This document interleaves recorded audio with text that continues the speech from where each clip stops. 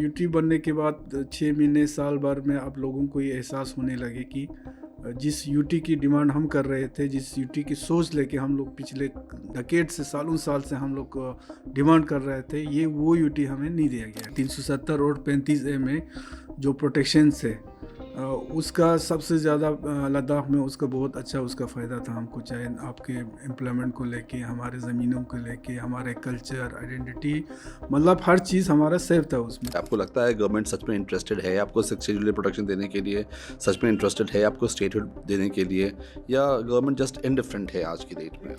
एक तो यूटी बनने के बाद टोटली हमको एक ब्यूरोक्रेसी के एक गुलामी में हमको धकेल दिया है, और कहीं ना कहीं डेमोक्रेसी जो है हमारे लद्दाख से ख़त्म हो गया। आज ग्राउंड पे अनएम्प्लॉयमेंट को ख़त्म करने के लिए आप लोग इमीडिएट मेजर्स क्या ले रहे हैं?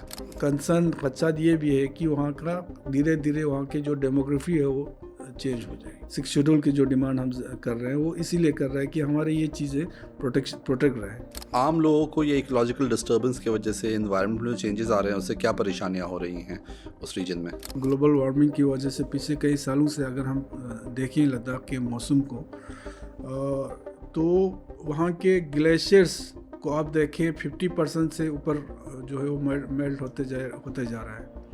कई इलाके ऐसे हैं जो आज की डेट में ड्राउट का शिकार है। वहाँ पे आप इरिगेशन पर्पस तो छोड़ के अभी आने वाले सालों में अगर ये रहा तो पीने के पानी के लिए भी वहाँ पे लोग तरसेंगे।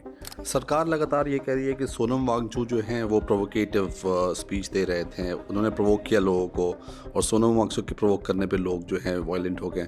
हम लोग चाहते हैं कि कम से कम लेजिस्लेचर जो है लद्दाख को दिया जाए, जहाँ पे हमारे अपने असेंबली हो, हमारे लोगों के चुने नुमाइंदे जो है वो लद्दाख को लीड करें। आप क्या चाहते हैं कि जम्मू कश्मीर के साथ आपको फिर से मिला के एक स्टेटहुड बना दिया जाए, या आप चाहते हैं कि एक अलग स्टेटहुड हो पूरे लद्दाख रीजन का? कहीं ना कहीं अगर ये सेटअप रहा तो आने वाले फ्यूचर में हम ये समझते हैं कि हमारे ये जो हमारे जो पहचान है, हमारा जो आइडेंटिटी है, ये ख़त्म हो जाएगा। सिर्फ लद्दाख का नाम रहेगा, लद्दाखी जो है कहीं ना कहीं गुम होते जाएगा, ख़त्म होते जाएगा।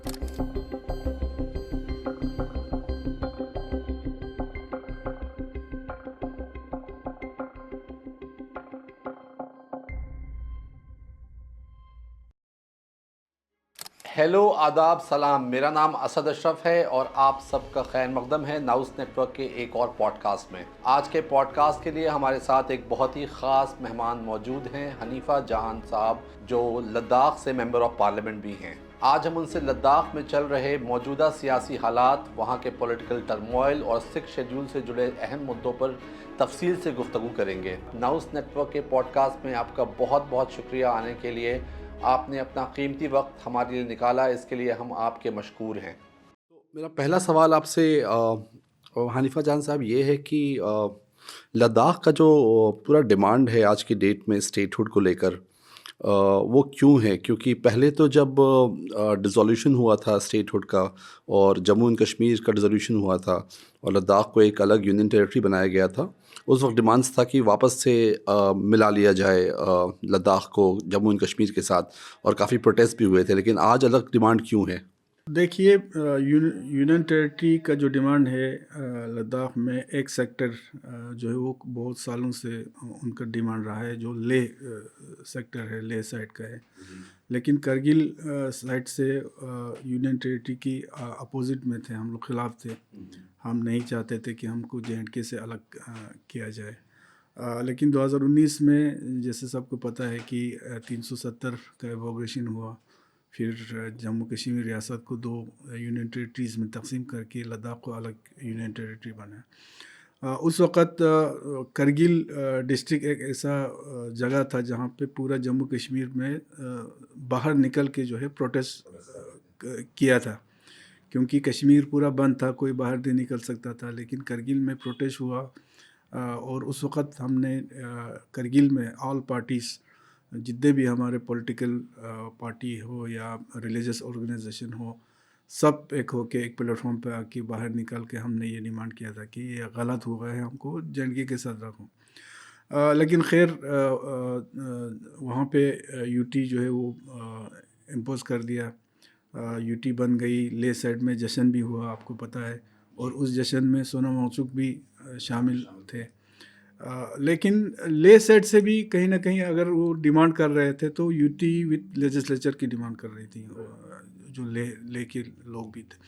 लेकिन यूटी विदाउट लेजिस्लेचर लद्दाख को दे दिया गया। फिर उसके बाद यूटी बनने के बाद 6 महीने साल भर में आप लोगों को ये एहसास होने लगे कि जिस यूटी की डिमांड हम कर रहे थे, जिस यूटी की सोच लेके हम लोग पिछले डेकेड से सालों साल से हम लोग डिमांड कर रहे थे, ये वो यूटी हमें नहीं दिया गया। हमें विदाउट लेजिस्लेचर दिया गया, विदाउट कोई प्रोटेक्शन दिया गया, क्योंकि 370 और 35A में जो प्रोटेक्शन है उसका सबसे ज़्यादा लद्दाख में उसका बहुत अच्छा उसका फ़ायदा था हमको, चाहे आपके एम्प्लॉयमेंट को लेके, हमारे ज़मीनों को लेके, हमारे कल्चर आइडेंटिटी, मतलब हर चीज़ हमारा सेफ था उसमें। राइट। लेकिन जब 370 और 35 हट गया, ख़त्म हो गया, तो हमारे सारे चीज़ें ओपन हो गया। तो कहीं ना कहीं लद्दाख के आवाम को ये दो चीज़ों का शिद्दत से लोगों को वहाँ एहसास हुआ। एक तो यूटी बनने के बाद टोटली हमको एक ब्यूरोक्रेसी के एक ग़ुलामी में हमको धकेल दिया है, एक ब्यूरोक्रेसी के अंडर हमको धकेल दिया है। और कहीं ना कहीं डेमोक्रेसी जो है हमारे लद्दाख से ख़त्म हो गया जी। जो एक पीपल वॉइस, जो एक अवामी जो सुनवाई, अवामी एक जो एक वो होते थे, वो कहीं ना कहीं हमको एहसास हो गया कि वो ख़त्म हो गया। तो और दूसरा हमारे जो प्रोटेक्शंस थे, ख़ासकर ज़मीन को लेके, हमारे एम्प्लॉयमेंट को लेके, हर चीज़ को लेके जो एक प्रोटेक्शन था, वो जब ख़त्म हो गया तो कहीं ना कहीं ये भी एहसास होने लगा कि आने वाले सालों में अगर ये सेटअप रहा तो फ्यूचर हमारा बहुत ही तारीकी में है। हमारे लद्दाख तो रहेगा, लेकिन लद्दाखी जो है वो ख़त्म होगा। लद्दाख का जो आइडेंटिटी है कहीं ना कहीं वो ख़त्म होने का खदशा जो है हमें नज़र आया।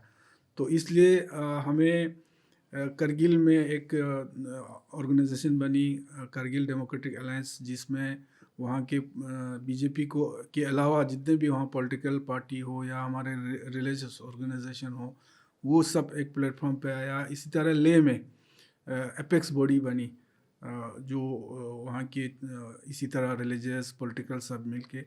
तो हिस्ट्री में होगा शायद पहली बार ले और करगिल के लीडरशिप हो या आवाम हो, एक प्लेटफॉर्म पे आके पूरे लद्दाख के बारे में जो है सोचने लगे, और लद्दाख के बारे में मंथन करके हमने ये डिसाइड किया हमारे फ्यूचर किस चीज़ में हमें सिक्योर होगा। जी। तो उस चीज़ के लिए आज भी वहाँ के लोग जो है वो लड़ रहे हैं। लाजिम है कि आप कह रहे हैं कि यूनियन टेरिटरी का जो एक्सपेरिमेंट था वो फेल हो गया है, और जो उस तरह का यूनियन टेरिटरी को एनविजन किया था लेह के साइड भी लोगों ने, उससे वो खुश नहीं हैं। और आज की डेट में लोग स्टेटहुड की डिमांड कर रहे हैं, एक सेपरेट स्टेटहुड की डिमांड कर रहे हैं। अच्छा, ये 6th शेड्यूल की बात हम लगातार सुनते हैं सर। 6th शेड्यूल आप लोगों को प्रोटेक्शन 6th शेड्यूल के अंडर चाहिए आपको, तो 6th शेड्यूल क्या है, थोड़ा सा उसको बताने की कोशिश करेंगे आप? देखिए, हमारे ये कॉन्स्टिट्यूशन में हमारे ट्राइबल एरियाज़ के लिए ये एक्ट है, जिसमें वहाँ के हर चीज़ जो है वो उनको प्रोटेक्शन मिलता है। कहीं ना कहीं जो आपके वहाँ पे जो डिस्ट्रिक्ट जो काउंसिल बनेगा, उनके पास इतना पावर है कि कुछ चीज़ों पे वो अपना जो है वो लॉ बना सकता है। जी। तो काफ़ी हद तक हमने बहुत रिसर्च किया, हर चीज़ में देखा, 371 में भी हमने देखा। तो चूँकि 90% एबो हमारे लद्दाख जो है वो ट्राइबल एरिया है, ट्राइबल लोग वहाँ बसते हैं। तो हमारे संविधान में ही, हमारे ये कॉन्स्टिट्यूशन में हमारे ये ट्राइबल एरियाज़ के लिए ये जो एक ये बना हुआ है, तो इसी के अंडर जो है हमको क्यों न दिया जाए। तो हमने 6th शेड्यूल का डिमांड, हालांकि शुरुआत ले से हुआ था, ये एक एपेक्स बॉडी जी बने ही इसी 6th शेड्यूल के लिए बना था। और बीजेपी के वहाँ के जो पार्टी हैं, दो इलेक्शनों में तो इन्होंने मैनिफेस्टो में ही रखा था। आपके एक काउंसिल इलेक्शन था, इससे पहले काउंसिल इलेक्शन था, उस इलेक्शन में भी उनका मैनिफेस्टो में 6th शेड्यूल रखा था। जी। फिर पार्लियामेंट्री इलेक्शन इससे पहले वाला लड़ा, वो भी 6th शेड्यूल के ऊपर लड़ा। आपके ट्राइबल मिनिस्टर लद्दाख आए थे एक बार, उस वक़्त उन्होंने भी न सिर्फ अनाउंस किया बल्कि रिकमेंडेशन किया था कि भाई लद्दाख को 6th शेड्यूल के अंदर इनको ये कॉन्स्टिट्यूशनल सेफगार्ड मिलना चाहिए। तो इसलिए अपेक्स बॉडी 6 शेड्यूल के लिए बना था, तो 6 शेड्यूल का डिमांड जो है वो ले से उठा था, और बाद में ले और करगिल दोनों मिलके इन दो चीज़ों के लिए मेन जो हमारा डिमांड, हमारा 4 पॉइंट एजेंडे को लेके हमने पिछले 4 साल से हमने प्रोटेस्ट भी किया, गवर्नमेंट के साथ हमारी बातचीत भी चली। उसमें मेन जो हमारे मुद्दे थे यही स्टेटहुड और 6 शेड्यूल शेड्यूल के ऊपर था। राइट। तो सर अभी जो स्टेटहुड आप लोग जिस स्टेटहुड की बात कर रहे हैं, आप क्या चाहते हैं कि जम्मू कश्मीर के साथ आपको फिर से मिला के एक स्टेटहुड बना दिया जाए, या आप चाहते हैं कि एक अलग स्टेटहुड हो पूरे लद्दाख रीजन का? देखिए, चूंकि लद्दाख एक अलग कर दिया गया जम्मू कश्मीर से, और वहाँ पे यूटी बनाया गया है, तो आज हम ले और करगिल दोनों मिलके जो ये लद्दाख के जो मुस्तकबिल है उसके बारे में हम बात कर रहे हैं। आज अगर हम जम्मू कश्मीर से फिर से जुड़ने की बात करती है, तो वो पूरे लद्दाख की बात नहीं हो सकती है, इसमें फिर डिवाइड वाली बात हो सकती है। लेकिन आज हम लोग चाहते हैं कि हम सब एक होके लद्दाख के जो मुस्तकबिल है वो किस तरह जो सही एक राह पे चले, उसके लिए हम लोग फाइट कर रहे हैं। तो हम चाहते हैं कि लद्दाख को अगर देता है तो एक अलग से एक स्टेट लद्दाख को दिया जाए। और 6 शेड्यूल की डिमांड तो है ही हमारे प्रोटेक्शन के लिए।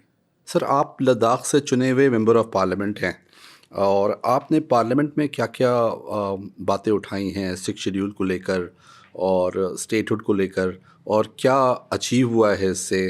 कंसर्न्स रेज करने के अलावा आपने क्या अचीव किया है? देखिए, जब ये 370 ख़त्म हुई, जब लद्दाख को यूटी दिया गया, तो करगिल में कारगिल डेमोक्रेटिक अलायंस जो हमने बनाया गया है, उस प्लेटफॉर्म को बनाने में हमने काफ़ी मेहनत किया है। उसमें मैं भी फाउंडर मेंबर हूँ। हम सब ने मिल के इसको बनाया। फिर जब पार्लियामेंट्री उसके बाद फिर ले और करगिल को एक प्लेटफॉर्म पे लाने में भी हमने बहुत कोशिशें की, बहुत मेहनत की, और हम कामयाब भी हो गए। तो एक ऐसा माहौल एक करगिल में बना था कि भाई जब तक हम यूनाइट नहीं हो जाएंगे, एक नहीं हो जाएंगे, हमारे लद्दाख के इस मुस्तकबिल का लड़ाई को हम आगे नहीं ले जा सकते। तो इस एक माहौल में जब फिर करगिल साइड से मुझे आगे किया गया था, तो हमारा मेन एजेंडा, मेन मुद्दा बोलो, मेन मैनिफेस्टो बोलो, जो भी बोलेगा, हमारे लद्दाख के मुद्दे पे हमने इलेक्शन लड़ा।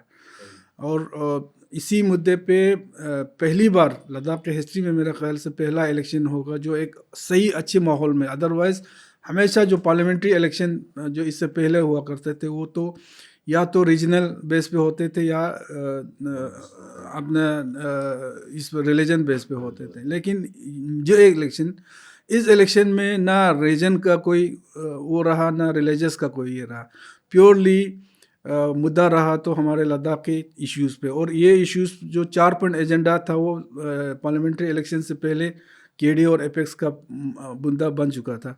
तो इसी 4 पॉइंट एजेंडे पे हमने इलेक्शन लड़ा, फिर कामयाब हुए। कामयाब होने के डे 1 से मैंने यही कोशिश किया कि हमारे इस मुद्दे को आगे ले जाए पार्लियामेंट में। जहाँ मेरा पहला स्पीच में होगा, शायद पहला स्पीच में मैंने इसी मुद्दे को मैंने उठाया, और आज तक ये मुद्दा हमने उठाते आ रहा है। इसमें हमारे 4 पॉइंट एजेंडा था, आपको पता है। 4 में से 2 था हमारा रिक्रूटमेंट, जो हमारे बेरोज़गारी का मसला था, और 4 था हमारा 2 पार्लियामेंट्री सीट का। तो उसमें 4 पॉइंट में से जो 2 पॉइंट है उसमें पार्लियामेंट्री सीट वाला मसला हमें ये बताया गया गवर्नमेंट ने कि भाई 2026 तक डेलिमिटेशन पे अभी रोक है, तो 2026 के बाद आप लोगों से बातचीत करके इस मसले में कोई ना कोई हल हम निकालेंगे। तो उस पर वो पॉइंट जो है हमारा ऐसा रहा। हमारा रिक्रूटमेंट वाला मसला हमारा बहुत ही सीरियस और बहुत ही परेशान हमारे यूथ लद्दाख के नौजवान तबके, जो ख़ासकर पढ़े लिखे नौजवान 2019 से पहले जिन यूथ ने पढ़ लिख के अपने पढ़ाई कंप्लीट करके जो घर बैठे थे, उन बेचारों को बहुत मसले थे। उनका एज ख़त्म हो गया था, बहुत सारे लोगों को एज और होने को था। तो इन सारों का मसले थे, तो उस पे हमने फिर बातचीत किया, तो उसमें कहीं ना कहीं हमें काफ़ी हद तक मसले जो है हल हुए। ख़ासकर रिज़र्वेशन का मसला था हमारा।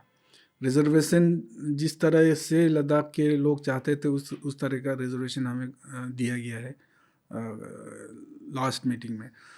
डोमेसाइल की वजह से हमारे रिक्रूटमेंट सारे बंद पड़े थे। हालांकि जो 15 साल का जो ये रखा है उन्होंने, उस पर कहीं ना कहीं लद्दाख के लीडरशिप या आवाम इतना तसल्ली बख्श, इतना खुश नहीं थे। लेकिन एक तरह से हमारे जो नौजवान तबके जो परेशान थे, उनकी परेशानियों को देखते हुए हमने डोमेसाइल का मसला भी हमने हल किया 15 साल प्रोस्पेक्टिव वे में, जो 2019 के बाद जो गिनाया जाएगा। तो ये मसले हल हुए तब जाके अभी कुछ महीनों से वहाँ पे रिक्रूटमेंट का जो सिलसिला जो है वो शुरू हो गया है। तो मैं कहीं ना कहीं ये कहूँगा कि जो हमारे रिजर्वेशन का मसला जो है वो कहीं ना कहीं हमारे हल हुआ है। आपके रिक्रूटमेंट जो है हमारे शुरू हो गया, उससे वहाँ के यूथ्स को कम से कम थोड़ा बहुत राहत मिली है। बाकी जो मेन मुद्दा है अभी तक, उस मुद्दे पे हालांकि मैं ये समझता हूँ कि पिछली बार 24 सितंबर को जो हमारे लेह में वाक़या हुआ, उसके बाद जो सब कमेटी की मीटिंग हुई, उसमें इन सारे चीज़ों पे एक डिस्कशन की एक शुरुआत हुई। लेकिन आज तक हमारे स्टेट ऑर्डर 6 शेड्यूल पे कहीं भी डिस्कशन शुरू नहीं हुआ था। लेकिन कहीं ना कहीं मैं समझता हूँ कि अभी कम से कम इन प्रिंसिपल माना है कि हम इन चीज़ों पे बातचीत करेंगे, और बातचीत का एक कम से कम शुरुआत एक हुआ है। राइट, तो आप कह रहे हैं कि सरकार के साथ आपकी बातचीत हो रही है, हालांकि स्टेटहुड पे कोई कंसेंसस नहीं बना है, लेकिन बातचीत चल रही है और उस बातचीत का आउटकम निकलने में शायद टाइम लगे, लेकिन कुछ ना कुछ आउटकम निकलेगा उस बातचीत शुरू हुआ था 24 तारीख के गढ़ने के बाद बातचीत शुरू हुआ। लेकिन उस बातचीत में भी ये हमें कहा गया था, हमें आश्वासन दिया था कि नेक्स्ट 1 महीने के अंदर हम दूसरा मीटिंग करके इस पे जो है कहीं ना कहीं हम उस पर कंक्लूजन उस पर पहुँचेंगे। लेकिन अभी जो है बातचीत का सिलसिला अभी फिर शुरू नहीं हुआ। राइट, 24 सितंबर के बाद जो बातचीत रुकी, उसके बाद बातचीत का सिलसिला दोबारा शुरू नहीं हुआ। सब कमेटी का एक मीटिंग हुआ, उसके बाद 1 महीने के अंदर और मीटिंग होनी थी, लेकिन अभी तक वो मीटिंग शुरू नहीं हुआ। तो उससे भी काफ़ी हमारे चाहे लीडरशिप हो, हमारे जो आवाम है, उनमें कहीं ना कहीं एक बार फिर ये लोगों लगने लगे कि भाई इसमें देरी क्यों हो रहा है। लद्दाख में आज के डेट में लेजिस्लेचर नहीं है, और इसको मानते हैं कि लेजिस्लेचर के नहीं होने की वजह से लद्दाखी लोगों का, चाहे वो करगिल में रहने वाले लोग हों या लेह में रहने वाले लोग हैं, वो एलिनेट हो रहे हैं कहीं ना कहीं, और वो मेन स्ट्रीम से एलिनेट होते जा रहे हैं। बिल्कुल बिल्कुल, हम समझते हैं कि हमारे जो जो एक पब्लिक वॉइस होता है, जो अवामी सुनवाई होता है, उसमें कहीं ना कहीं काफ़ी हद तक जो है वो रुकावटें आती है, क्योंकि ब्यूरोक्रेसी जो सेटअप है होती है। पहले जे.एंड.के में जब कभी गवर्नर रूल लगते थे, उस वक़्त भी ये मसले आते थे। कहीं न कहीं इसमें हम ये नहीं कहते कि हमारे जो ब्यूरोक्रेट्स है वो कहीं न कहीं गलत है, लेकिन ब्यूरोक्रेसी का जो एक सेटअप है, वो सेटअप ही ऐसा होता है जिसमें अवामी सुनवाई इतना नहीं होती है। हमारे एसवेल स्टेट में लद्दाख से 4 एमएलएस हुआ करते थे, 2 एमएलसी होते थे। हालांकि दोनों डिस्ट्रिक्ट पॉपुलेशन के हिसाब से छोटे हैं, लेकिन फिर भी हमारे जे.एंड.के में कैबिनेट में हमारे दोनों डिस्ट्रिक्ट से हमको रिप्रेजेंटेशन मिलते थे। तो एक अवामी एक ये था उस वक़्त, एक डेमोक्रेटिक एक सिस्टम था। वो सारी चीज़ें ख़त्म हो गया अब। तो कहीं ना कहीं ये बिल्कुल ये एहसास होती है कि जो है अवामी सुनवाई बहुत वहाँ पे बंद हो गया है। लेकिन सर, एक चीज़ और है, जो 24 सितंबर को प्रोटेस्ट हुए हैं उस इलाके में, लद्दाख में जो प्रोटेस्ट हुए हैं, वो वायलेंट हो गए, और उसमें कुछ लोगों की जान भी चली गई और बहुत सारे लोग घायल भी हुए हैं, इंजर्ड हो गए। उस घटना के लिए आप किसको ज़िम्मेदार मानते हैं? जो लोग मरे, जो लोग इंजर्ड हुए हैं, तो कहीं ना कहीं किसी को ज़िम्मेदारी तो लेनी पड़ेगी। देखिए, ज़िम्मेदारी भी लेनी पड़ेगी, और कहीं ना कहीं उस घटना में जिन जिन 4 लोगों की जान चली गई, उनको भी इंसाफ मिलना चाहिए। आज लद्दाख के अवाम, वहाँ की लीडरशिप, इवन जो फैमिलीज जिनके लोग वहाँ उस घटना में उनकी जान चली गई, उन सारे लोगों का नज़र आज जो है वो जो ऑनरेबल सुप्रीम कोर्ट के जो रिटायर्ड जज के चेयरमैनशिप में एक कमेटी निकाला है वहाँ पे उसको ये करने के लिए, इन्वेस्टिगेशन करने के लिए। उनके ऊपर नज़र है और ये उम्मीदें लेके बैठी है कि कहीं ना कहीं जो बेचारे 4 लोग जो मारे गए हैं उनको कहीं ना कहीं इंसाफ मिलेगा, क्योंकि उस गड्ढा में जिस तरीके से वहाँ पे फायरिंग किया गया है, मुझे नहीं लगता कि उसकी ज़रूरत थी वहाँ पे। और ना हवाई फायर ना ज़मीनी फायर, सीधे जो है वो लोगों को इस इंटेंशन से गोली मारा गया कि इसको मारना ही है। तो बाकी रहा वहाँ पे जो वायलेंस जो हुआ, जो तशद्दुद हुआ, वो ना कभी केडीए का कॉल था, ना कभी एपेक्स का कॉल था। केडीए और एपेक्स ने इससे पहले भी बहुत सारे प्रोटेस्ट किया है, लेकिन बहुत ही पीसफुली। हमने हमेशा हमारे लीडरशिप ने ये कहा है कि हम पीसफुली जो है अपने अपने प्रोटेस्ट दर्ज करेंगे, अपना डिमांड रखेंगे। तो उसी हिसाब से पिछले 3-4 सालों से सोना मोचुक के साथ बहुत सारे लोग कई बार अनशन पे बैठे, आप लोग पता है। हमने करगिल में भी अनशन पे बैठा, धरने दिए वहाँ पे। अच्छा, सोना मोचुक की क़यादत में केडीए और एपेक्स दोनों जो है ले से दिल्ली हम लोग पद यात्रा पे चले। मतलब ये कि हमने हमेशा सिर्फ अपने आप को अजाब में डाला है, लेकिन कभी भी हमने जो है गलत तरीके से, गलत इंटेंशन से गवर्नमेंट के प्रॉपर्टीज़ को नुकसान पहुंचाना या वायलेंस तरीके से हमने प्रोटेस्ट करना, इन चीज़ों को हमने ना कभी इजाज़त दिया, ना हमारा कोई इंटेंशन था। 24 तारीख को जो लेह में घटना घटी थी, उससे हम लोग खुद सदमे में था। हम बहुत ही एक अनफॉर्चुनेट वाक़या वहाँ पे गुज़रा। यही था कि एक तो हमारे जो नौजवान तबके जो बहुत परेशान थे उनकी बेरोज़गारी को लेके, ख़ासकर जो पढ़े लिखे नौजवान थे। दूसरा ये था कि बातचीत का सिलसिला कहीं न कहीं रुका हुआ था, उस दौरान हो नहीं पा रहा था। और अनशन शुरू हुआ था, तो अनशन पे भी कई लोगों की तबीयत ख़राब हुई, हॉस्पिटलाइज़ हुआ, उससे एक इमोशनल एक माहौल वहाँ पे बन गया। तो यही था कि वो जो चीज़ें जो है वो उस दिन निकल गया, कहीं न कहीं भीड़ की सूरत में बाहर निकल गया। तो ये घटना घटी। इससे लद्दाख के ना केडीए ने ना एपेक्स ने इसको हमने बिल्कुल करने में भी किया था, हम साथ इसका नहीं था, लेकिन ये फ्रस्ट्रेशन के या जज्बात में आके ये जो है घटना घटी। तो उसमें जो 4 लोगों की जो जान चली गई, सबसे बड़ी बात हमारे लिए सेटबैक वो चीज़ था। सरकार लगातार ये कह रही है कि सोनम वांगचुक जो हैं वो प्रोवोकेटिव स्पीच दे रहे थे, उन्होंने प्रोवोक किया लोगों को, और सोनम वांगचुक के प्रोवोक करने पे लोग जो हैं वायलेंट हो गए। उस पे आपका क्या कहना है? सोनम वांगचुक के रोल पे क्या कहना है आपका? देखिए, सोनम वांगचुक जब से केडीए और एपेक्स से वो जुड़ा था, बल्कि एपेक्स का मेंबर भी बना था उसने। और केडीए और एपेक्स का प्रोग्राम तो सब केडीए और एपेक्स का होते थे। और केडीए और एपेक्स ने जो लद्दाख के जो मुद्दे को लेके जो जो आगे बढ़ रहे थे, उसमें सोनम वांगचुक का साथ रहा, और उसकी साथ की वजह से इसको काफ़ी सपोर्ट भी मिला।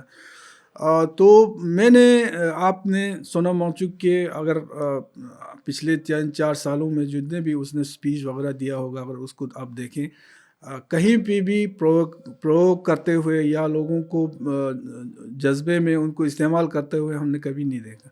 उसने हमेशा से पीस और गांधीयन वे में हमने प्रोटेस्ट करने का वो लोग हिदायत देते थे। इवन उसी दिन का स्पीच भी अगर आप देखेंगे, कुछ स्पीच का कुछ क्लिप जो है निकाल के उसको एक जोड़ के एक मीडिया पे एक गलत अंदाज से पेश किया। पेश किया गया, ये एक अलग मसला है। लेकिन उसका जो पूरा स्पीच अगर देखेंगे, उसने कहीं पे भी ये नहीं बताया कि हम लद्दाख में जो जेंजी ये होता है उसको हम तक़वियत देंगे, या ये नेपाल वहाँ का जो नाम लिया, उसने ये कहा कि भाई नेपाल वगैरह में जिस तरह से हुआ है, हम उस तरीके से हमने नहीं करना है। और उसका वो पूरा लाइन अगर आप देखेंगे, राइट। तो वो लोगों को ये समझा रहा था कि हम उस तरह का वायलेंस उसमें हमने जाना नहीं है। हमने गांधीन वे में पीसफुली हम अपने गवर्नमेंट से, अपने हुकूमत से हम मुतालिबा कर रहे हैं, तो हम उन्हीं से हम पीसफुली अमन के साथ हम उनसे अपना डिमांड जो है वो लेने की कोशिश करेंगे। लाजिम में आप कह रहे हैं कि सोनम वांगचुक पे जो एनएसए लगा है, नेशनल सिक्योरिटी एक्ट, वो सही नहीं है? बिल्कुल, ये मैं ही नहीं, पूरे लद्दाख के आवाम, हमारे पूरे लीडरशिप ये कह रहे हैं कि क्योंकि हमें पता है लद्दाख में सोनम वांगचुक पूरा लद्दाख, वो तो एक एनवायरमेंटलिस्ट है, एजुकेशनिस्ट है वो। लद्दाख के ही नहीं पूरा हिमालयन रेंज हो या पूरा वर्ल्ड में जो है वो एनवायरनमेंट को लेके वो बहुत सारे काम वो करते हैं। इसका हिस्सा इसलिए बना क्योंकि ये लद्दाख का मुद्दा है। इसी में हमारे चाहे सिक्स शेड्यूल हो चाहे हमारे स्टेटहुड हो, इसी में जुड़ा हुआ है हमारे एनवायरनमेंट के प्रोटेक्शन हो, हमारे कल्चर आइडेंटिटी, हम सब चीज़ें। तो ये इनसे जुड़ा है, हमारे केडे और एपेक्स के मुद्दे से जोड़ के उन्होंने उसको सपोर्ट किया है। तो राइट। कहीं से भी हमें नहीं लगता है कि इनके ऊपर एनएसए लगाने का कोई जवाज़त है।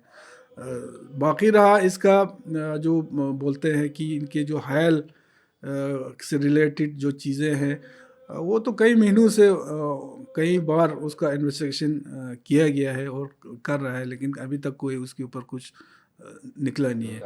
तो गवर्नमेंट से हमने अपील यही किया है, होम मिनिस्टर साहब से भी, पार्लियामेंट में भी मैंने कहा है कि भाई एनएसए लगाना कहीं ना कहीं इसके ऊपर जो एनएसए लगाया गया वो एक गलत तरीके से लगाया गया है, तो इसको जल्दी से हटा के इनको रिहा करना चाहिए। Right sir. तो आप ये भी कह रहे हैं कि आप ये समझते हैं कि एनएसए लगाना जो है सरकार का, वो एक पैटर्न है। जो लोग भी सरकार के ख़िलाफ़ बोलते हैं, जो लोग जेन्युइन डिमांड्स को रखते हैं उस पूरे रीजन में, चाहे वो वैली का रीजन हो, वैली के लिए मैं आपसे सवाल नहीं करूँगा, लेकिन लद्दाख का जो रीजन है उसमें जो लोग अपनी बातों को सरकार से मनवाने की कोशिश करते हैं, प्रोटेस्ट करते हैं, तो क्या ये एक पैटर्न बनता जा रहा है कि लोगों पे एनएसए लगाया जा रहा है, या सोनम वांगचुक का केस कोई पहला केस है जहाँ पे उन पे एनएसए लगाया गया है? देखिए लद्दाख में तो ये मेरे ख्याल से पहला केस है जो सोनम वांगचुक जी के ऊपर एनएसए लगाया गया है। तो हम लोग समझते हैं कि सोनम वांगचुक के ऊपर ये जो एनएसए लगाया है वो गलत लगाया गया है। इनके ऊपर इस तरह का ये जो एक्ट जो है वो लगाना नहीं चाहिए। राइट। तो इसके अलावा लद्दाख में तो इस तरह का हाँ, फिर ये जो प्रोटेस्ट के दौरान प्रोटेस्ट में जाने अनजाने में या जज्बात में आके जो हमारे नौजवान तबके इसमें शामिल हुए थे या हुए थे, उनको उनका पकड़ दकड़ बहुत लद्दाख में 24 तारीख की बात शुरू हुआ। आज भी कई लोग जेल में हैं। जो लोग जेल से बाहर आया उनको वो लोग ज़मानत पे बाहर हैं, उनके उनके ऊपर कई किस्म के गंभीर से लेके कई किस्म की धाराएं लगा के अभी भी उन बेचारों को उनका केस चल रहा है। तो ये भी हमारी डिमांड हमने किया है। इवन हमारे जो ड्राफ्ट जो हमने सबमिट किया है उसमें भी, उस ड्राफ्ट में भी पहले उस पर यही लिखा गया है कि जो लोग, जिन लोगों पे भी ये धाराएं लगाए हैं उनका वो ख़त्म करके उनको उनका केस जो है वो ख़त्म किया जाए। तो लोग उसमें भी बहुत सारे लोग परेशानी में हैं। हनीफा जान साहब, लद्दाख जो रीजन है वो बड़ा पीसफुल रीजन माना जाता था, बड़ा शांति का, बड़ा सुकून का एक प्रतीक था। ऐसे 6 सालों में क्या हो गया लद्दाख में? मतलब एक तो हम बात कर रहे हैं कि स्टेटहुड का डिमांड है, उसको लद्दाख को अलग किया गया, यूनियन टेरिटरी बनाया गया, और उसके वजह से लोगों में डिसइंचैनमेंट है। लेकिन 6 सालों में लोगों का मिजाज कैसे बदल गया कि लोग जो हैं सड़कों पे आ गए हैं, लोग प्रोटेस्ट करने लगे हैं, लोग थोड़ा अग्रेसिवली प्रोटेस्ट करने लगे हैं, और इस हद तक प्रोटेस्ट करने लगे हैं कि सरकार को उन पे गोलियां चलानी पड़ी। देखिए, दो चीज़ के लिए लद्दाख का पहचान पूरे देश भर में है। एक तो ये है कि वो लद्दाख के लोग बहुत ही अमन पसंद लोग हैं, शरीफ लोग हैं और देशभक्त लोग हैं, और देशभक्त भी प्रैक्टिकल देशभक्त लोग हैं, जिन्होंने हर कदम पे हर दौर में जब भी देश के लिए ज़रूरत पड़ा जो है अपने जानी माली हर किस्म की कुर्बानियाँ अपने जो आर्मी है, हमारे फ़ौज है, उनके साथ कंधे से कंधा मिला के जो है हम देश की सुरक्षा के लिए हम हमेशा खड़ा रहते हैं, और प्रैक्टिकल है, इसमें कोई ये नहीं है। लेकिन जो चीज़ आप बता रहे थे कि क्या हुआ कि इस दौरान सबसे बड़ा, मैंने आपको पहले कहा कि लद्दाख के आवाम को एक चीज़ बुरी तरह जो जो महसूस हो रहा है वो ये हो रहा है कि भाई आने वाला, अगर ये इस सेटअप में हमको अगर रखा गया, ये सेटअप अगर रहा, तो आने वाला हमारे फ्यूचर में हमारे चाहे कल्चर हो, हमारे आइडेंटिटी हो, वहाँ पे लद्दाख में आपको पता है वहाँ पे कल्चरली बहुत रिच है। वहाँ पे तकरीबन 7-8 जो है एथनिक ग्रुप्स हैं वहाँ पे, मगर छोटे छोटे इलाक़ों में अलग अलग कल्चर है, उनके अलग तमद्दुन है, तहज़ीब है, उनके खान पान अलग है, हर चीज़ अलग है। आप लद्दाख के एक दराज से अगर आप शुरू करें तो एक इलाके से जब निकल के दूसरे इलाके में आप पहुंचेंगे, वहाँ पे आप एक अलग अलग कल्चर, अलग लैंग्वेज, अलग तरह के वो नज़र आएगा। तो सबसे जो जो बड़ी हमारे जो कंसर्न है, जो हमारा खदशात है, वो ये है कि क्योंकि पॉपुलेशन वाइज बहुत कम है वहाँ पे। ये जो ट्राइब है, ये है, इनके भी अलग अलग जो वहाँ पे ये है, उनके भी छोटे छोटे हैं, पॉपुलेशन वाइज बहुत कम है। तो कहीं ना कहीं अगर ये सेटअप रहा तो आने वाले फ्यूचर में हम ये समझते हैं कि हमारे ये जो हमारे जो पहचान है, हमारा जो आइडेंटिटी है, ये ख़त्म हो जाएगा। सिर्फ लद्दाख का नाम रहेगा, लद्दाखी जो है कहीं ना कहीं गुम होते जाएगा, ख़त्म होते जाएगा। और बहुत सारे कंसर्न खदशात ये भी है कि वहाँ का धीरे धीरे वहाँ की जो डेमोग्राफी है वो चेंज हो जाएगी। तो सबसे बड़ा कंसर्न हमारा, इसलिए हमने 6 शेड्यूल पे हम जो ज़्यादा ये कर रहे हैं, 6 शेड्यूल की जो डिमांड हम कर रहे हैं वो इसीलिए कर रहे हैं कि हमारी ये चीज़ें प्रोटेक्ट रहे। और आप कह रहे हैं कि आइडेंटिटी पे, लद्दाखी आइडेंटिटी जो है उस पे ख़तरा लगातार बना हुआ है इसके इस पूरे प्रोसेस में। हम वापस थोड़ा सा सोनम वांगचुक पे आएंगे, क्योंकि वो एक बड़े चेहरे बन के इमर्ज किए हैं और बहुत सारे लोग उनके बारे में बात कर रहे हैं, और पिछले 3-4 महीनों से वो जेल में भी हैं। तो सरकार ये भी कह रही है कि सोनम वांगचुक के पाकिस्तान के साथ कुछ लिंक्स हैं, और पाकिस्तान के साथ उनके पाकिस्तान के लोगों के साथ बातचीत चल रही थी, और सरकार ने जब उनको अरेस्ट किया तो एक आर्गुमेंट ये भी दिया कि he was involved in anti national activities, और पाकिस्तान के लोगों के साथ मिलके वो एंटी नेशनल एक्टिविटीज़ में इन्वॉल्व थे। उस पर क्या कहना है आपका? देखिए, जहाँ तक मैंने देखा है या हम जानते हैं सोनम वांगचुक के, हम तो नहीं समझते हैं कि इस तरह का कोई चीज़ होगा। पाकिस्तान एक बार शायद किसी कॉन्फ्रेंस में वो शायद पाकिस्तान गए थे, वो भी कोई यूएन की कोई ऑर्गेनाइजेशन के उस पे गए थे। तो उसको अगर उससे जोड़ा जा रहा है तो मैं समझता हूँ ये गलत है। बाकी अगर ऐसा कोई चीज़ होगा तो अभी तक इन्वेस्टिगेशन चल रहा है। इन्वेस्टिगेशन इससे पहले भी काफ़ी हुआ है, कोई चीज़ सामने नहीं आया। तो इस तरह से जब तक किसी के ऊपर कोई प्रूफ या कोई ये ना हो इस तरह का, ख़ासकर लद्दाख जैसे एरिया के जो लोगों के ऊपर जो हमेशा से देशभक्त रहा है, चाइना के ख़िलाफ़, चाइना के जो प्रोडक्ट के ख़िलाफ़ सबसे पहला जो मुहिम शुरुआत तो सोनम वांगचुक ने किया था। तो मैं समझता हूँ सोनम वांगचुक के अलावा कोई भी लद्दाख से, मैं इतना हम लोग कॉन्फिडेंट है कि ख़ासकर लद्दाख के जो आवाम है, लद्दाख से जो ये है, वो कभी भी एंटी नेशनल कभी नहीं हो सकता, बल्कि देश के लिए अपना जान की कुर्बानी भी दे सकते हैं। लेकिन इस तरह का काम कभी नहीं हो सकता। वो एक एनवायरमेंटलिस्ट था, वो एक अल्टरनेटिव एक वहाँ पे ये चला रहा था, यूनिवर्सिटी चला रहे हैं, लोगों को जो है एजुकेशन दे रहा है, एनवायरनमेंट पे एजुकेशन दे रहा है। तो मेरे ख़्याल से ये जो एलिगेशन इस पे लगाया गया है, बाकी तो इन्वेस्टिगेशन में सब निकल जाएगा, लेकिन हम समझते हैं ये सारी चीज़ें जो है वो गलत तरीके से इनके ऊपर वो लगाया गया, पेश किया जाए। लगातार भी बात कुछ सरकारी एजेंसी से भी हो रही थी, हुई हैं, और वो कह रहे हैं कि सोनम वांगचुक के अरेस्ट के बाद लद्दाख में एक काम है, पीसफुल माहौल है। और लेकिन क्या आप इसे पीसफुल माहौल देखते हैं, या लोगों का गुस्सा देखते हैं, लोगों का डर देखते हैं, किस तरह से देखते हैं उसको? नहीं, पीसफुल माहौल इसलिए है क्योंकि बातचीत का सिलसिला अभी शुरू है, लोगों की नज़र इस बातचीत के ऊपर है।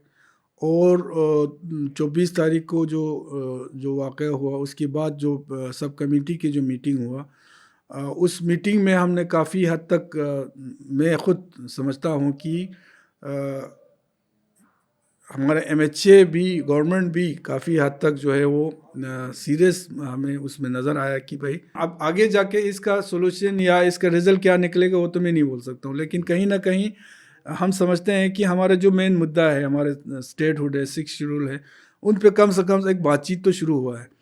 तो जब बातचीत शुरू हुआ है तो लोगों की नज़र अब बातचीत के ऊपर है, तो इसलिए लोग अभी शांत बैठे हैं, चुप बैठे हैं। हमारे लीडरशिप ने हमारे लोगों को कहा गया है, आश्वासन दिया है कि भाई हम गवर्नमेंट के साथ बातचीत में हैं, बातचीत शुरू कर रहे हैं। हमारे ड्राफ्ट बन गया।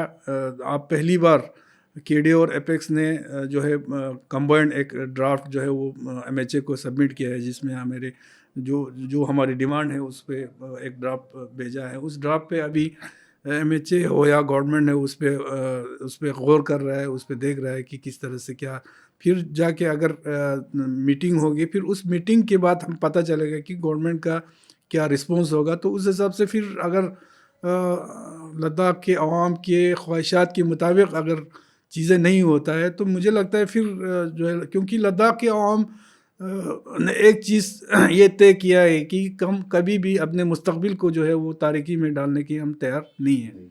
हम, क्योंकि लद्दाख एक नया सेटअप है, तो यहाँ से हम चाहते हैं कि लद्दाख एक खूबसूरत तरीके से एक सही रास्ते पे जो है वो लद्दाख को डालें। आपने जैसे पहले ही बताया कि अनएम्प्लॉयमेंट जो है वहाँ पे एक बहुत बड़ा मुद्दा है और यूथ्स में बहुत ज़्यादा अनएम्प्लॉयमेंट है। लोग पढ़ के बैठे हुए हैं घर पे, उनको नौकरियाँ नहीं मिल रही हैं, कुछ लोगों की एज निकल गई है। तो इस पे क्या इमीडिएट मेजर्स क्या हैं सर, जो आज ज़मीन पे हैं इस अनएम्प्लॉयमेंट को ख़त्म करने के लिए? प्रोमिसेस की बात नहीं कर रहा हूँ, प्रोमिसेस तो बहुत सारे लोग करते हैं, नेता प्रोमिसेस करते हैं, भाई कई बार उसे फुलफ़िल नहीं कर पाते हैं, कई बार फुलफ़िल करते हैं। लेकिन आज ग्राउंड पे अनएम्प्लॉयमेंट को ख़त्म करने के लिए आप लोग इमीडिएट मेजर्स क्या ले रहे हैं? आज तक मैं समझता हूँ लद्दाख में ज़्यादातर डिपेंडेंट था गवर्नमेंट एम्प्लॉयमेंट पर, लेकिन आने वाले सालों में जिस तरीके से हमारे बेरोज़गारी बढ़ी है, वहाँ पे जो ख़ासकर पढ़े लिखे नौजवान जो आज बेकार है, उन सब को गवर्नमेंट एम्प्लॉयमेंट तो उन सब को नहीं मिल सकता है। तो अभी यूटी एडमिनिस्ट्रेशन हो या गवर्नमेंट हो या हमारे जो दोनों काउंसिल है, तो ये सारे लोग जो है इसमें लगे हैं कि हमारे वहाँ सेल्फ एम्प्लॉयमेंट पे जोर दिया जाए, टूरिज़्म सेक्टर को हम स्ट्रॉन्ग किया जाए, जहाँ पे हमारे लोगों को रोज़गार मिल सकता है। हमारे करगिल के कुछ सेक्टर और लेह के कुछ सेक्टर ऐसे हैं जहाँ पे हमारा जो हॉर्टिकल्चर जो ये है उसमें काफ़ी हद तक एक अच्छा इंडस्ट्री वहाँ पे बन सकता है। ख़ासकर हमारे एप्रिकॉट, वहाँ के एप्पल होता है, आज की डेट में एक्सपोर्ट होते हैं, ख़ासकर गल्फ़ के कई कंट्रीज़ में जो है आजकल एक्सपोर्ट हो रहा है। अच्छा इन चीज़ों की, इसके अलावा हमारे सेबकथॉर्न जो है एक अच्छा एक उसमें वो जा रहा है, फूड प्रोसेसिंग के ओर हमारे ध्यान देना चाहिए। तो मुझे लगता है सिर्फ गवर्नमेंट जॉब के ऊपर ये डिपेंड नहीं रहना चाहिए, क्योंकि गवर्नमेंट जॉब सारे लोगों को आगे जाके नहीं मिल सकते, ना दे पाएंगे। आज करगिल में, लेह में, डिस्ट्रिक्ट में हमारे यूटी लेवल पे आप रिक्रूटमेंट अभी सिलसिला शुरू हो गया। तो उसमें अगर देखा जाए तो बहुत सारे जो नौजवान हैं उन्होंने, ये सबको तो नौकरी नहीं मिल सकता, ना दे सकता है। तो सही बात है कि लद्दाख में सेल्फ एम्प्लॉयमेंट की ओर जो है वो अभी काफ़ी हद तक जो गवर्नमेंट भी उस पर काम कर रहा है, यूटी एडमिनिस्ट्रेशन भी काम कर रहा है, काउंसिल भी उस पर काम कर रहे हैं। तो यही है कि सेल्फ एम्प्लॉयमेंट, छोटे छोटे जो इंडस्ट्रीज़ वगैरह पे हमको ध्यान देना चाहिए। वहाँ के क्राफ्ट वगैरह, वहाँ के लद्दाख में पश्मीना पे काफ़ी हम लोग काम कर सकते हैं। तो इंशाल्लाह आने वाले सालों में तो इन सारे चीज़ों पे ध्यान दे रहे हैं, जिसमें हमारे यूथ जो है वो उसमें उनको एम्प्लॉयमेंट मिल सके। मेरा अगला सवाल जो है आपसे हिल काउंसिल के बारे में है। जो लोग हमारे पॉडकास्ट को देख रहे हैं, जो लोग इस इंटरव्यू को देख रहे हैं, शायद उनको हिल काउंसिल्स के बारे में पता ना हो, तो क्या आप बताएंगे ये हिल काउंसिल्स क्या हैं? ऑटोनमस हिल डेवलपमेंट काउंसिल है, लेह में और करगिल में, दोनों डिस्ट्रिक्ट में अलग अलग काउंसिल हैं। ये काउंसिल तकरीबन 26 इसमें काउंसलर होते हैं, जो 26 कॉन्स्टिट्यूंसी से लोगों के चुने हुए ये नुमाइंदे। आज लद्दाख में अगर कोई डेमोक्रेटिक अगर सेटअप है या लोगों के अगर चुने हुए नुमाइंदे अगर कहीं ना कहीं है, तो ये सिर्फ अभी काउंसिल में बचा हुआ है। तो हिल काउंसिल का अपना बजट होता है, कैपेक्स बजट होते हैं, जो जो जो ये जो 26 नुमाइंदे हैं और 4 जो है वो नॉमिनेटेड होते हैं। तो यही कौंसल इसका प्लान भी बनाते हैं, तो इसको मॉनिटरिंग भी करते हैं, ख़र्चा भी यही करता है। ये मगर बदकिस्मती ये बात है कि लद्दाख में तकरीबन 5-6 हज़ार के आसपास जो है बजट रहता है। तो इसमें से सिर्फ जो है हिल काउंसिल के पास जो है करगिल हिल काउंसिल के पास तकरीबन 300 कुछ करोड़, ले के उसमें 300 कुछ करोड़ है। बाकी सारे यूटी एडमिनिस्ट्रेशन के हाथ में है। जो चुने हुए नुमाइंदे हैं उनके पास पूरे बजट का सिर्फ 9-10% जो है वो इनके हाथ में दिया गया है। सबसे बड़ी बात तो ये है। और हिल काउंसिल जब से बना है लेह में, पहले वहाँ पे हिल काउंसिल बनाया गया था क्योंकि करगिल ने काफ़ी कई साल बाद जो है उसको एक्सेप्ट किया था, उसको लिया गया था। तो जब से हिल काउंसिल लेह और करगिल में बनी है, वहाँ के डेवलपमेंट उसमें काफ़ी हद तक इम्प्रूव हुआ है, क्योंकि डायरेक्ट मॉनिटरिंग हो या ख़र्चा करना हो या प्लान बनाना हो, वो सारे चीज़ें उनके डोमेन में होते हैं। तो 26 काउंसलर उसका चीफ जो है वो चेयरमैन होता है, चीफ एग्जीक्यूटिव काउंसलर जो है कैबिनेट रैंक का उसका रैंक होता है। उसके साथ 4 एग्जीक्यूटिव काउंसलर होते हैं जो तकरीबन स्टेट मिनिस्टर की उसके रैंक के बराबर होते हैं। तो ये 5 लोग मिलके जो है एग्जीक्यूटिव काउंसिल बोलते हैं इसको। तो डिसीजन जो है सारे डिसीजन जो है वो इसका होता है। और जो डिस्ट्रिक्ट का जो डीसी है वो सीईओ होते हैं इसका चेयरमैन का। तो हिल काउंसिल के पास आज सच में कोई अथॉरिटी है लद्दाख के अंदर, या ये एडमिनिस्ट्रेटिव? देखिए, जब ये बोगेशन हुआ था तो लद्दाख का जो ये पार्लियामेंट में ऑनरेबल होम मिनिस्टर खुद ने ये कहा था कि काउंसिल को एम्पावर किया जाएगा। लेकिन बदकिस्मती से कहीं ना कहीं यही है ना, जो ब्यूरोक्रेटिक जो सेटअप में जो है हाँ, तो इस तरह की चीज़ों को इसका पावर कहीं ना कहीं हमें लगता है कि बढ़ाने के बजाय इसका पावर जो है वो कम होते जा रहा है। अभी उस वक़्त एज वेल स्टेट में जब हमारे काउंसिल हुआ करते थे तो उसका खैर जो कैपेक्स बजट जो है वो इससे कम हुआ करते थे, लेकिन जो भी होते थे वो नॉन लेजिबल होते थे। अगर आप इसको ख़र्चा नहीं कर पाते हैं तो नेक्स्ट उसमें वो फिर काउंसिल के अकाउंट में चले जाते थे, वो रहते थे। लेकिन यूटी बनने के बाद उसको उस नॉन लेजिबल को ख़त्म किया गया। उसके अलावा काउंसिल में वक्तन फ़वक्तन हर किस्म के जो है इंटरफेरेंस आज की डेट में भी हो रहे हैं। मतलब कहने का मतलब ये है कि एम्पावर करने की बजाय इसको पावर जो है वो वक्तन फ़वक्तन इसको कम किया जा रहा है। लद्दाख में बहुत सारे डेवलपमेंट्स के काम, इंफ्रास्ट्रक्चर का काम किया जा रहा है, रोड्स बन रही हैं और अलग अलग तरह की चीज़ें इंफ्रास्ट्रक्चर के हवाले से हो रही हैं। लेकिन हम देखते हैं कि ऐसे डेवलपमेंट्स का एक इकोलॉजिकल डिस्टर्बेंस क्रिएट करते हैं और वहाँ के एनवायरनमेंट पे, वहाँ के इकोलॉजी को डिस्टर्ब करते हैं। तो सर, मतलब ऐसे फ्रेजाइल रीजन में किस तरह का डेवलपमेंट होना चाहिए जिससे इकोलॉजी डिस्टर्ब ना हो, एनवायरनमेंट वहाँ का डिस्टर्ब ना हो, क्योंकि वहाँ की इकोलॉजी और एनवायरनमेंट लद्दाखी आइडेंटिटी का एक बहुत बड़ा हिस्सा है। बिल्कुल, एनवायरनमेंट को लेके बहुत ही अभी सीरियस इशू है ये लद्दाख का। ख़ासकर अभी ग्लोबल वार्मिंग की वजह से पिछले कई सालों से अगर हम देखें लद्दाख के मौसम को, तो वहाँ के ग्लेशियर्स को आप देखें 50% से ऊपर जो है वो मेल्ट होते जा रहा है। कई इलाके ऐसे हैं जो आज की डेट में ड्राउट का शिकार है। वहाँ पे आप इरिगेशन पर्पस तो छोड़ के अभी आने वाले सालों में अगर ये रहा तो पीने के पानी के लिए भी वहाँ पे लोग तरसेंगे। बहुत सारे इलाके ऐसे होंगे जिनको पलायन करने के बजाय उनके पास और कोई चारा नहीं होगा अगर अभी से वहाँ पे जो है वो सही तरीके से उसको अभी से संभाला नहीं जाए। जिस तरह का डेवलपमेंट, इसमें कोई शक नहीं है कि डेवलपमेंट ख़ासकर इंफ्रास्ट्रक्चर, रोड कनेक्टिविटी की अगर बात करें, क्योंकि बॉर्डर एरिया से दोनों साइड से आपके LAC और LOC, तो वहाँ पे पिछले कई सालों से रोड कनेक्टिविटी में बहुत अच्छा वहाँ पे काम हो रहा है। आप अगर LAC का अगर आज रोड देखें, एक वक्त ऐसा था जहाँ पे आपको लेह से अगर पेंगोंग लेक या वहाँ पे जाना पड़ता था तो पूरा दिन याद लगता था। आज सुबह जाके शाम को वापस आ सकता है, इतना वहाँ पे रोड अच्छा बना है।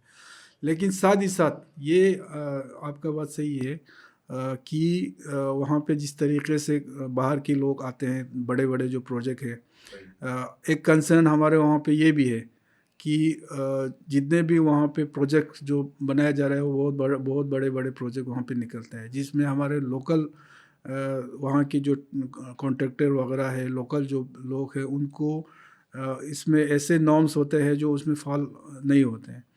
तो बाहर के लोग आते हैं वहाँ पे अपनी मनमर्जी से, जिस तरीके से वहाँ पे ना उनका एनवायरनमेंट का कोई फ़िक्र होता है, ना वहाँ का हालात का कोई फ़िक्र होता है, वो अपने मनमर्जी से अपने हिसाब से काम करके चले जाते हैं। तो ये भी एक हमारे कंसर्न है और डिमांड भी रहा है कि भाई ज़्यादा से ज़्यादा वहाँ के लोकल जो लोग हैं उनको उनको उनको उनके थ्रू जो है वो काम किया जाए। तो इस पे मैंने पार्लियामेंट में क्वेश्चन भी मैंने किया था कि भाई ये जो चीज़ें हैं एनवायरनमेंट को लेके, ख़ासकर अभी बहुत सारे चीज़ लोकल लेवल पे कई संगठन ऐसे हैं जो इसमें अभी काम कर रहे हैं। जैसे कि करगिल में हमारे जमीयतुल उलमा है इस्ने अशरिया, बहुत अच्छा वो लोग अभी काम शुरू किया है। पिछले बार तकरीबन 1.5-2 लाख प्लांटेशन उन्होंने ड्राइव किया था, तकरीबन एक दो तीन महीने में उन्होंने ये किया है। तो इस तरीके से गवर्नमेंट को भी जो है एनवायरनमेंट को बचाने के लिए जो है लद्दाख में बहुत काम करने की ज़रूरत है। ये हमने डिमांड भी किया है, उनसे बात भी की है। आम लोगों को ये इकोलॉजिकल डिस्टर्बेंस की वजह से एनवायरनमेंट में जो चेंजेस आ रहे हैं उससे क्या परेशानियां हो रही हैं उस रीजन में? सबसे बड़ी परेशानी है वहाँ पे जो ग्लोबल वार्मिंग की वजह से ना, वहाँ पे मौसमी जो हालात तब्दीलियाँ हैं ना, ये सबसे बड़ी मसला है। ख़ासकर लद्दाख के कई इलाके ऐसे हैं जहाँ पे बिल्कुल कई सालों से बिल्कुल ड्राउट ये हुआ है। हमारा करगिल में कई इलाके हैं जहाँ पे आज की डेट में अगर सही तरीके से वहाँ पे ध्यान नहीं दिया जाए, मैंने पहले बोला कि आने वाले सालों में पीने के पानी तक के लिए वहाँ के लोग जो है वो तरसेंगे। ग्लेशियर्स बुरी तरह मेल्ट हो रहा है। हमारा करगिल में एक बहुत बड़ा ग्लेशियर था, परकाचिक ग्लेशियर्स। आज अगर उस ग्लेशियर को देखें तो बिल्कुल 50% से ज़्यादा उसका ग्लेशियर ख़त्म हुआ है। और अगर ये हालात रहा तो लद्दाख तो इससे इफ़ेक्ट होगा ही होगा, लेकिन धीरे धीरे जो है वो डाउन के जो एरिया से हमारे मुल्क की बाकी जगह है उन पे भी इसका असर देखने को मिलेंगे। Right sir. और हम देख रहे हैं कि लद्दाख में जो कुछ भी हो रहा है, चाहे वो एनवायरनमेंट के हवाले से हो रहा है, चाहे वो स्टेटहुड को लेकर प्रोटेस्ट हो रहे हैं, चाहे वो डिसेंट जो है सोनम वांगचुक के अरेस्ट को लेकर है, और इनको लेकर जो प्रोटेस्ट हो रहे हैं, कहीं ना कहीं लद्दाख का एक लोकेशन जो है बड़ा स्ट्रैटेजिक लोकेशन है। वो चाइना के भी क़रीब है और पाकिस्तान के भी क़रीब है। तो ऐसे में क्या सरकार जो है नेशनल सिक्योरिटी को यूज़ करती है प्रोटेस्ट को, डिसेंट को क्वेल करने में, डिसेंट को ख़त्म करने में, प्रोटेस्ट को ख़त्म करने में, ये बोल करके कि ये एक स्ट्रैटेजिक लोकेशन है, यहाँ पे जो प्रोटेस्ट होंगे उससे नेशनल सिक्योरिटी को ख़तरा है, तो क्या सरकार इसका हवाला देकर प्रोटेस्ट को, वहाँ पे डिसेंट को ख़त्म करने की कोशिश करती है? ये सिर्फ सरकार ही नहीं है, पूरे लद्दाख के अवाम, लद्दाख के लीडरशिप भी इसकी अहमियत समझते हैं कि लद्दाख का जो स्ट्रेटेजिक इम्पोर्टेंट है, वहाँ पे अमन रहना कितना ज़रूरी है इस देश के लिए। ये लद्दाख के अवाम भी समझते हुए, इसीलिए तो हमने पिछले कई सालों से जो प्रोटेस्ट हम कर रहे हैं वो बहुत ही पीसफुली हम कर रहे हैं। लेकिन कहीं ना कहीं गवर्नमेंट भी जो आप बात कर रहे हैं, हमें ये भी लगता है कि इस चीज़ का जो एक फ़ायदा जो है वो उठा रहे हैं। लेकिन हम लोग भी नहीं चाहते कि लद्दाख में जो है अशांति फैले, वहाँ पे कुछ गड़बड़ हो, पीसफुल रहना चाहिए। लेकिन एक पीसफुल एनवायरनमेंट तब ही रह सकते हैं जब वहाँ के लोग खुश होगा, जब आवाम खुश होगा। आवाम खुश तब होगा जब वहाँ पे डेमोक्रेसी की बहाली होगी। आप अगर इस तरह के ग़ुलामी में, अगर ब्यूरोक्रेसी का अगर जो हावी हो रहा है वो अगर बढ़ता जाए तो ऑब्वियसली वहाँ के लोग जो है फिर उनका फ्रस्ट्रेशन, उनका परेशानियाँ तो निकल जाएगा, कुदरती बात है। इसीलिए हमने कई बार मैंने MHA में भी मैंने ये बात किया था कि लद्दाख को अमन रखना कितना ज़रूरी है वो आप भी जानते हैं, हम भी जानते हैं, और हमारे लिए भी बहुत ज़रूरी है। लेकिन अमन तब रह सकते हैं वहाँ के लोग खुश हो, वहाँ के लोगों को रोज़गार मिले, वहाँ के जो नौजवान तबके हैं वो अगर पिछले 5-6 सालों का ये जो चीज़ें रहता है, अगर देखेंगे हम, यूथ के सोच में काफ़ी हद तक जो एक पहले जो एक सोच थे वो उस सोच में काफ़ी हद तक तब्दीलियाँ शुरू हुई है। तो हम लोग लद्दाख के अवाम, लद्दाख के लीडरशिप, हम नहीं चाहते कि हम लद्दाखी जो है, हमारा जो एक पहचान है उससे हम बाहर निकले। हमारा जो एक पहचान है इस देश के देशभक्ति के, उसमें अमन पसंद लोग के, हम लोग चाहते हैं इसको मेंटेन रहे। लेकिन ये मेंटेन रखने के लिए वहाँ के अवाम को खुश रहना चाहिए, और जब तक डेमोक्रेसी की बहाली ना हो, किसी भी ये देश जो है दुनिया भर में माना जाता है हमारे लोकतंत्र के उसमें, डेमोक्रेसी के उसमें, और लद्दाख के अवाम पिछले जो जब से आज़ादी हमें मिली है, JNK के साथ हम लोग जाए, हमें एक तरीके से समझो, हम लोग एक आदत है, एक ये है कि हम एक डेमोक्रेटिक सेटअप में हमने ज़िंदगी जी के आए हैं, जहाँ पे हमने अपने लद्दाख के हित के लिए, लद्दाख के लोगों के लिए आवाज़ भी उठाया, हमारे आवाज़ भी सुनाया गया है। लेकिन आज कहीं ना कहीं अगर इस तरीके से किसी की ग़ुलामी में अगर हमको डाल के इस तरह दबा के रखेंगे, तो कहीं ना कहीं ये फ्रस्ट्रेशन तो निकला भी है और आगे भी निकल जाएगा। तो सबसे बड़ी बात है डेमोक्रेसी की बहाली होना चाहिए, डेमोक्रेसी के साथ वहाँ पे लोगों को ज़िंदगी गुजारने का वहाँ पे मौका मिलना चाहिए। हम इस इंटरव्यू के आखिरी पड़ाव पे हैं और मेरे आखिरी दो तीन सवाल आपसे और हैं।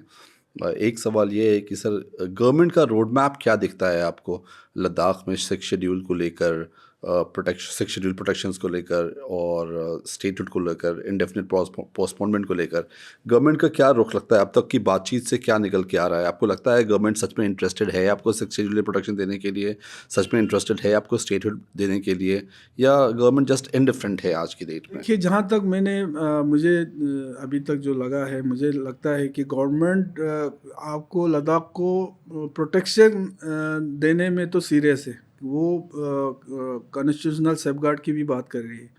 लेकिन 6 शेड्यूल के अंडर देगा या नहीं देगा, अभी उस पर हम कोई वो नहीं बोल सकते, वो नहीं देगा। लेकिन कॉन्स्टिट्यूशनल सेफगार्ड की बात गवर्नमेंट कर रही है। 371 को जो है वो हमारे जो लीडरशिप जो उस वक़्त जो हमारे सब कमेटी की मीटिंग हुई, उन्होंने वहाँ पे प्रेजेंटेशन हमें दिया था, उसमें 371 में क्या क्या चीज़ें हैं वो सारी चीज़ें हमें बताया गया है। तो ये जो कॉन्स्टिट्यूशनल सेफगार्ड की जो बात कर रही है, उसमें कहीं ना कहीं मुझे लगता है कि गवर्नमेंट जो है लद्दाख को इन चीज़ों पे प्रोटेक्शन ज़रूर देने की बात कर रही है। लेकिन स्टेटहुड या लेजिस्लेचर की जो जहाँ तक बात है, उस पे अभी तक गवर्नमेंट की तरफ से कोई ख़ास ये चीज़ें नहीं आए हैं। लेकिन हम लोग चाहते हैं कि कम से कम लेजिस्लेचर जो है लद्दाख को दिया जाए, जहाँ पे हमारे अपने असेंबली हो, हमारे लोगों के चुने नुमाइंदे जो है वो लद्दाख को लीड करें। लद्दाख के डेवलपमेंटल में जो है लद्दाख के लोग किस तरीके से, जैसे आपने कहा, हमारे वहाँ इन्वायरमेंट को लेके किस तरह से, वहाँ इन्वायरमेंट के हिसाब से किस तरह वहाँ पे डेवलपमेंट की ज़रूरत है, ये सारी चीज़ें लद्दाखी ही वहाँ के गाउन करें। हम चाहते हैं कि लद्दाखी वहाँ के प्लान बनाए। अगर स्टेटहुड का डिमांड अनरिजॉल्व रहता है, अगर लेजिस्लेटर का डिमांड अनरिजॉल्व रहता है, तो आपको लगता है आने वाले टाइम में लद्दाख में एक डिसेंट का माहौल तैयार होगा, लोग जो हैं नाखुश हो जाएंगे सरकार से, और लद्दाख भी एक हॉट बॉइलिंग पॉइंट बन जाएगा? देखिए, मैं समझता हूँ, और मैंने MHA में भी यही गुजारिश किया है कि भाई जिस तरीके से जो पहले जो चीज़ें वहाँ पे थोपी गई है, अगर इस तरह से थोपे जाएंगे, फिर लद्दाख में कभी इस तरह का जो शांति वगैरह वो नहीं रह सकता। जो भी चीज़ें हों, वहाँ की लीडरशिप, वहाँ के आवाम को कॉन्फिडेंस में लेके दोनों साथ में बैठ के एक ऐसा रास्ता निकलना चाहिए जिसपे दोनों जो है गवर्नमेंट भी और लद्दाख के जो लीडरशिप है, दोनों का एक कंसेंसस बने, ऐसा एक रास्ता निकलना चाहिए। मेरा आखिरी सवाल आपसे सर ये है कि लद्दाखीज़ जो आज की डेट में बिट्रेड फील कर रहे हैं, जो यूनियन टेरिटरी के लिहाज से उनको लग रहा था कि उनको मिलेगा, नहीं मिला, स्टेटहुड अभी तक नहीं मिला, तो उनको एक फीलिंग ऑफ बिट्रेयल है आफ्टर प्रॉमिस ऑफ एम्पावरमेंट। उनको एम्पावरमेंट का प्रोसेस प्रॉमिस किया गया था कि यूटी से आपका एम्पावरमेंट होगा, यूटी से आपके टूरिज़्म बढ़ेगा, यूटी से आपके बहुत सारे फ़ायदे हैं, लेकिन ये फ़ायदे कहीं दिख नहीं रहे हैं। और तो आप लद्दाखियों के हवाले से क्या कहना चाहेंगे सरकार को इस पे? हमारे पॉडकास्ट के माध्यम से, हमारे इंटरव्यू के माध्यम से आप सरकार को कुछ बोलना चाहेंगे, सरकार से कुछ डिमांड्स रखना चाहेंगे? देखिए, मैंने पहले जो आपको बताया कि लद्दाख के अवाम के ख़दशात क्या है, वहाँ की परेशानी क्या है, लद्दाख के अवाम अपने फ्यूचर को लेके क्या चाहते हैं। मैं चाहता हूँ, यही चाहता हूँ कि गवर्नमेंट को एमएचए से ख़ासकर कि सही तरीके से वहाँ की जो लीडरशिप है उनके साथ बैठें। कोई चीज़ आगे जाके जो है थोपने की कोशिश बिल्कुल नहीं करना चाहिए। जो भी चीज़ें हैं बातचीत के ज़रिए कंसेंसस पे जो है एक रास्ता ऐसा निकाले जिस पे वहाँ के अवाम भी खुश हो, वहाँ की लीडरशिप भी खुश हो, और वन टाइम जो है इन सारे चीज़ों का एक रेजोल्यूशन निकलना चाहिए। ख़ासकर जो हमारे कॉन्स्टिट्यूशनल जो सेफगार्ड है उसको लेके और लेजिस्लेचर को लेके, इन दोनों को, ये मेन मुद्दे हैं हमारे, दोनों मेन मुद्दे। हालांकि हमारे अभी जो एम्प्लॉयमेंट को लेके, हमारे जो इसको लेके अभी कुछ इश्यूज और भी है, जिसमें हमारे ये कार्डर का मसला है, हमारे पीएससी का मसला है, अभी वो रिजॉल्व नहीं हुआ है। अभी वो भी इंशाल्लाह वो आने दिनों में तो हो जाएगा। लेकिन जो मेन मुद्दा है उस पे कहीं ना कहीं वहाँ के लोगों से के साथ बातचीत के ज़रिए, हम चाहते हैं कि बातचीत के ज़रिए सारे मसले का हल निकले। हम कभी नहीं चाहें कि लद्दाख का हालात ऐसा बने, और तो हम चाहते हैं बातचीत के, लेकिन बातचीत का मसला ये हो कि सीरियसली जो है इन दोनों मुद्दे के ऊपर जो है लद्दाख के लीडरशिप को बिठा के एक ऐसा रास्ता निकाले जिसमें दोनों पक्ष, लद्दाख के आवाम भी खुश हो, गवर्नमेंट भी का भी कंसेंसस इस पे बने। ऐसा एक रास्ता हम सब मिल के निकालने की हम कोशिश करना चाहिए। आज के डेट में हनीफा जान साहब एक इलेक्टेड एमपी हैं जो इंडिपेंडेंट हैं। आने वाले टाइम में क्या आपको ये पॉलिटिकल पार्टी ज्वाइन करने की सोचते हैं या इंडिपेंडेंट रहने की ही? नहीं, पॉलिटिकल पार्टी तो मेरा ऑलरेडी पार्टी है। मैं नेशनल कॉन्फ्रेंस से बिलोंग करता हूँ। मैंने शुरुआत ही जब मैंने पॉलिटिक्स में आया, मैंने शुरुआत नेशनल कॉन्फ्रेंस से मैंने किया था। वहाँ का डिस्ट्रिक्ट प्रेसिडेंट रहा हूँ। आज भी मेरे अभी मेरे पास ही है अभी। तो पार्टी तो मेरा नेशनल कॉन्फ्रेंस पार्टी है, लेकिन मुझे इस वक्त जो आज मैं एमपी हूँ वो मैं पूरे लद्दाख का एमपी हूँ। ख़ासकर करगिल में मुझे जो करगिल के जो कांग्रेस की पार्टी हैं, लोग हैं, नेशनल कॉन्फ्रेंस के लोग हैं, इवन पीडीपी, ये हमारे आम आदमी पार्टी के भी कुछ वहाँ पे ये है, सारे लोगों ने मिल के, चाहे बुद्धिस्ट हो, चाहे मुस्लिम हो, चाहे शिया हो, सुन्नी हो, हर किसी ने मिल के मुझे निकाला है। और मेरे लिए सबसे ज़रूरी आज की डेट में हमारे लद्दाख के इश्यूज़ हैं, लद्दाख की जो परेशानियाँ हैं उसको किस तरह से हल करना है। और साथ साथ डेवलपमेंटल इश्यूज़ बहुत है वहाँ पे, ख़ासकर करगिल सेक्टर में सालों साल से चलते आए हुए हमारे देरीने मांग है, जो मैं पिछले 1-1.5 साल से जिन चीज़ों को लेके मैं कोशिश कर रहा हूँ। हमारे होम मिनिस्टर साहब से मैं मिला, कई बार मिला। तो कम से कम 2-4 चीज़ें ऐसे हैं करगिल में, ख़ासकर हमारे एयर सर्विस, जो मुझे याद है मेरे बचपन से ये डिमांड जो है हमारे करगिल के आवाम करते आ रहे हैं। जोजिला टनल था, वो इस गवर्नमेंट ने शुरू किया और आने वाले कुछ सालों में इंशाल्लाह तैयार होके जो है वो उसका हमको फ़ायदा मिलने वाला है। हेल्थ सेक्टर में हमारे बहुत अभी, चूँकि लद्दाख अलग यूटी है, तो हेल्थ सेक्टर में जो चीज़ें होनी चाहिए अभी तक कहीं ना कहीं शुरुआत नहीं हुआ है। हेल्थ सेक्टर को स्ट्रेंथन करने की ज़रूरत है। करगिल डिस्ट्रिक्ट हॉस्पिटल का मसला है। तो ऐसे कई डेवलपमेंटल इश्यूज़ है जिसको लेके मैं काम कर रहा हूँ। इंशाल्लाह आने वाले कुछ महीनों में उसका रिज़ल्ट भी नज़र आएगा। ख़ासकर जो एक सिविल एयर सर्विस शुरू करने की बात है, काफ़ी हद तक उसमें होम मिनिस्टर साहब ने मुझे आश्वासन दिया है, उस पर काम भी चल रहा है। तो आने वाले कुछ महीनों में हो सकता है इसमें कुछ रिज़ल्ट भी आएंगे। तो इसी तरह ले सेक्टर में भी काफ़ी डेवलपमेंटल इश्यूज़ है। तो ये सारे चीज़ें साथ में, लद्दाख के इश्यूज़ के साथ साथ वहाँ के जो लद्दाख के जो अलग अलग इलाके के अलग अलग इश्यूज़ है, डेवलपमेंटल इश्यूज़ है, प्रोजेक्ट्स है वहाँ के लद्दाख के, उन सारे चीज़ों पे भी मैं काम कर रहा हूँ। और इंशाल्लाह आने वाले एक दो सालों में इन सारे चीज़ों पे कोई ना कोई जो है डेवलप नज़र होते हुए नज़र आएगा। राइट, मुझे माफ़ कीजिएगा, मैंने आपको इंडिपेंडेंट कह दिया, आप नेशनल कॉन्फ्रेंस से बिलोंग करते हैं, राइट सर? और मुझे लगता है कि आपने बहुत बहुत इंसाइटफुल इंटरव्यू दिया हमें, और इसका आपके लिए बहुत बहुत जी, शुक्रिया। शुक्रिया जी। हम तहे दिल से आपके शुक्रगुजार हैं कि आपने टाइम दिया और इस इंटरव्यू के लिए राज़ी हुए। थैंक बहुत बहुत शुक्रिया, शुक्रिया, थैंक यू सो शुक्रिया, मच सर। शुक्रिया।